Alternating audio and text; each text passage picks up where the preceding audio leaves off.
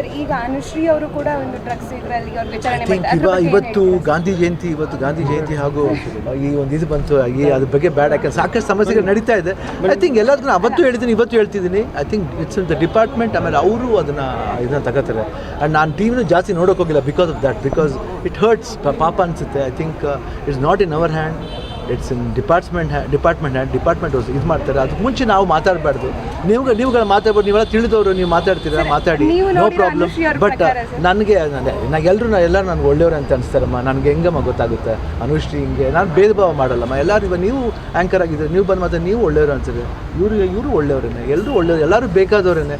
But ಏನು ಮಾಡೋಕ್ಕಾಗಲ್ಲ. ಈ ಡಿಪಾರ್ಟ್ಮೆಂಟ್ಲಿ ಒಂದು ಕಾಲ್ ಅಂತ ಬಂದಾಗ ಹೋಗಲೇಬೇಕಾಗತ್ತೆ. ಅದ್ರ ಕಡೆ ನಾವು ಐ ಥಿಂಕ್ ತಲೆ ಬಾಗಬೇಕಾಗತ್ತೆ.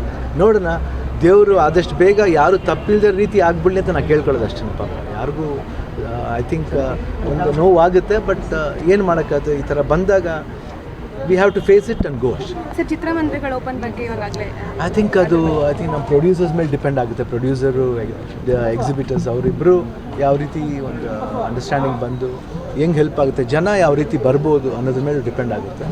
ಐ ಥಿಂಕ್ ಜನ ಬರ್ತಾರೆ ಅಂತ ಒಂದು ಭರವಸೆ ಇದೆ. ಐ ಥಿಂಕ್ ನಾವು ಧೈರ್ಯವಾಗಿ ಹೇಳ್ತಾ ಇದ್ವಿ ಎಲ್ಲರೂ ಬನ್ನಿ ಅಂತ.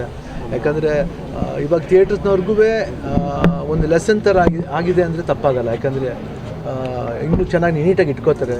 ಇವಾಗ ಹೆಂಗೆ ಸ್ಯಾನಿಟೇಷನ್ ಎಲ್ಲ ಮಾಡಬೇಕು ಹಾಗೂ ಮಾಸ್ಕೆಲ್ಲ ಹಾಕೊಂಡು ಬರಬೇಕು ಅಂತಿರ್ತಾರೆ. ಇವಾಗ ಬಾತ್ರೂಮ್ಸು ತುಂಬ ಇಂಪಾರ್ಟೆಂಟ್ ಇಸ್ ಟಾಯ್ಲೆಟ್ಸ್ ಚೆನ್ನಾಗಿಲ್ಲ ಅಂದರೆ ಪಾಪ ಎಲ್ರಿಗೂ ಬೇಸರ ಆಗುತ್ತೆ. I think in that way it will become more neat ಅಂತ ಅನಿಸುತ್ತೆ.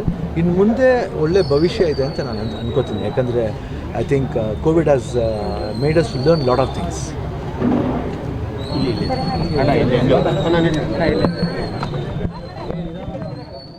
SSTV ಸಬ್ಸ್ಕ್ರೈಬ್ ಮಾಡಿ ಹಾಗೂ ಬೆಲ್ ಬಟನ್ ಅನ್ನು ಕ್ಲಿಕ್ ಮಾಡಿ.